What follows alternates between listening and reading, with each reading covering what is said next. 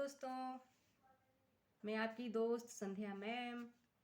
आज मैं पढ़ूंगी constitution's article 5th the union भाग 5 संघ अध्याय 1 कार्यपालिका राष्ट्रपति और उपराष्ट्रपति। तो चलें स्टार्ट करें। आर्टिकल 52 क्या कहता है? The president of India, Bharat का राष्ट्रपति। There shall be a president of India. हाँ, वो भारत का क्या होगा? राष्ट्रपति। 53 आर्टिकल 53 कहता है executive power of the union. Executive power of the union. 1.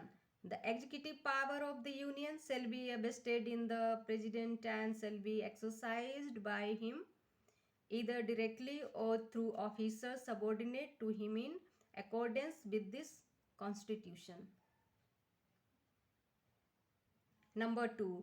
Without prejudice to the generality of the foregoing provision, the supreme command of the defense forces of the union shall be vested in the president and the exercise thereof shall be regulated by law. Number 3. Nothing in this article shall be deemed to transfer to the president any function conferred by any existing law on the government of any state or other authority, or B. prevent parliament from the conferring by law functions on authorities other than the president. 54 article 54 election of president यानी राष्ट्रपति का चुनाव। जो article अनुच्छेद 54 election of president राष्ट्रपति का चुनाव कैसे होगा इसके बारे में बताए जाने की कोशिश की जा रही है। The president shall be the elected by the member of N electoral college consisting of A the elected members of both houses of parliament, यानी पार्लियामेंट के 2 हाउसेस हैं। First the house of people and the house of states, Rajya Sabha और लोकसभा। तो इसके elected member होंगे यानी निर्वाचित सदस्य होंगे both houses, and be the elected members of the legislative assemblies of the state. राज्यों की जो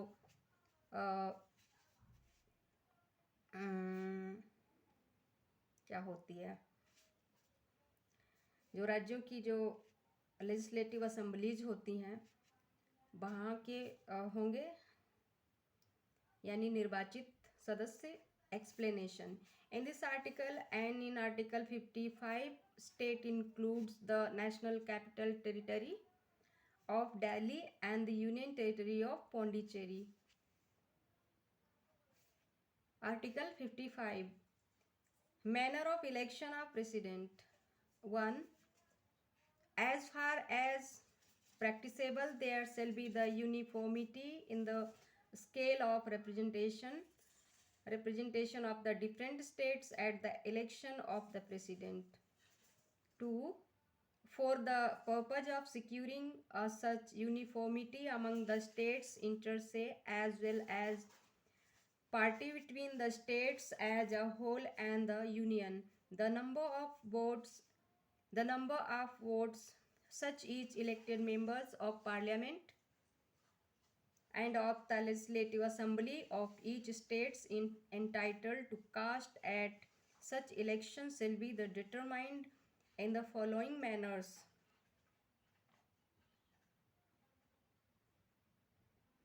A. Every elected members of the legislative assemblies of a state shall have as many votes as there are multiples of 1000 in the quotient obtained by the dividing the population of the state by the total number of the elected members of the assembly. B. If after taking the said multiplies of 1000 the remainder is not less than 500,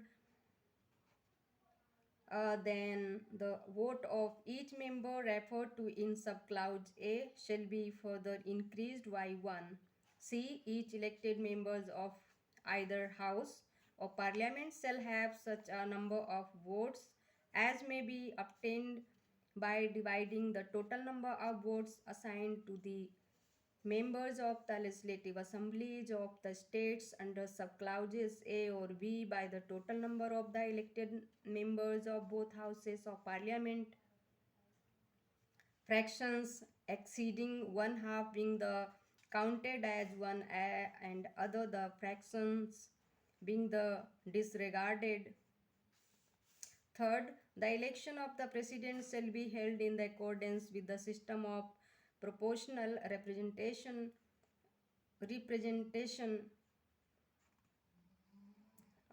by means of the single transferable vote, and the voting at such elections shall be by secret ballot.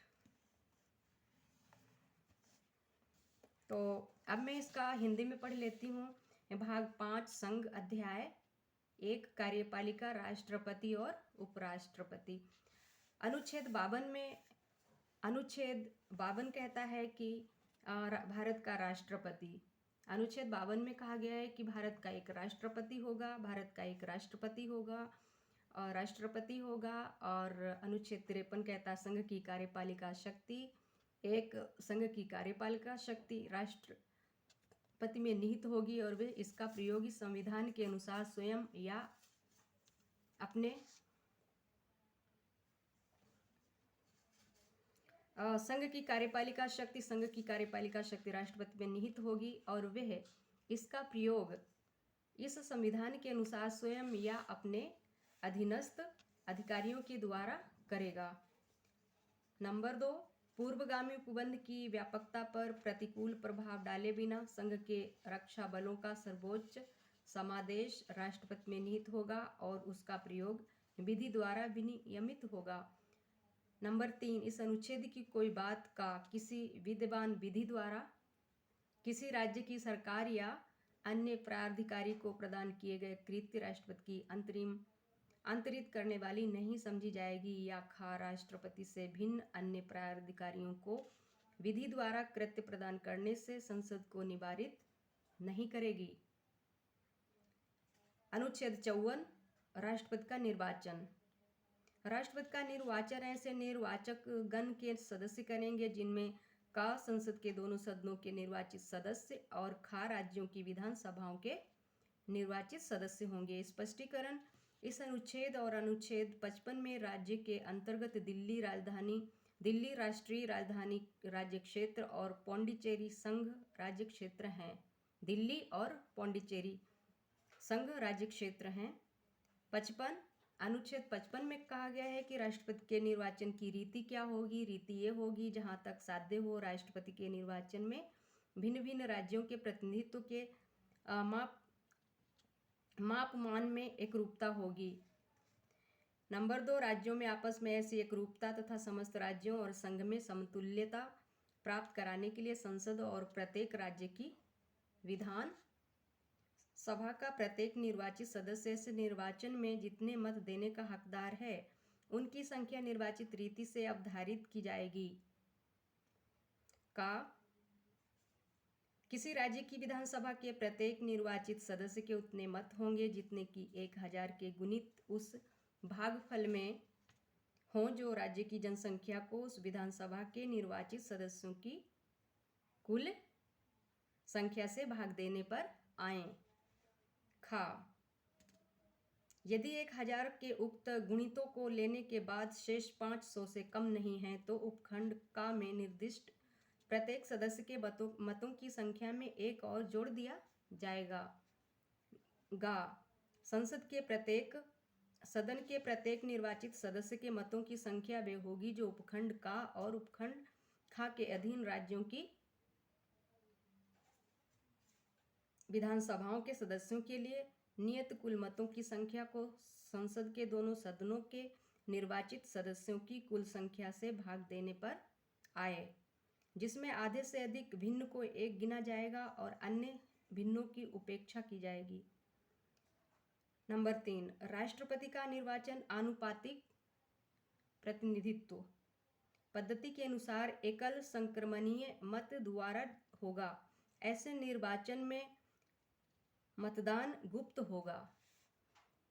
तो ठीक है दोस्तों, आज मैंने पढ़ा है कि राष्ट्रपति का चुनाव, राष्ट्रपति क्या है, वो राष्ट्रपति बनने का जो जिक्र है अनुच्छेद 52 और संघ की कार्यपालिका की शक्ति किसमें होगी, राष्ट्रपति में।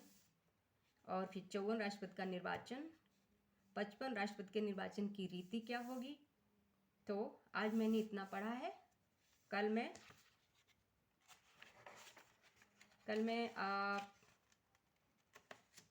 मैं आगे पढ़ूंगी। तो अभी के लिए इतना ही। Thank you guides. और हाँ, हमारा जो वीडियो है बहुत ही महत्वपूर्ण है। इसको जो भी सिविल सर्विसेज के एग्ज़ाम क्रैक करना चाहते हैं उनके लिए तो बहुत ही इम्पोर्टेंट है, क्योंकि कॉन्स्टिट्यूशन पे ही बेस्ड होता है सब कुछ उनका अधिकतर। तो वो लोग हमारा जो मेथड है बताने का वो बाइलिंगुअल है, इंग्लिश एंड हिंदी। तो आप अच्छे से समझ सकते हैं, कम पढ़े लिखे व्यक्ति भी समझ सकते हैं, क्योंकि 2 भाषाओं में मैं इसको रीड करती हूँ, इसलिए इसमें कोई प्रॉब्लम नहीं है। और आप अच्छे से सुने। और जहाँ तक रही मेरी बात, आवाज़ अच्छी सी नहीं आती, उसमें भी इम्प्रूव करने की कोशिश करूँगी। और हाँ, मेरे चैनल को सब्सक्राइब करना ना भूलें। Like, comment and share please. Thank you.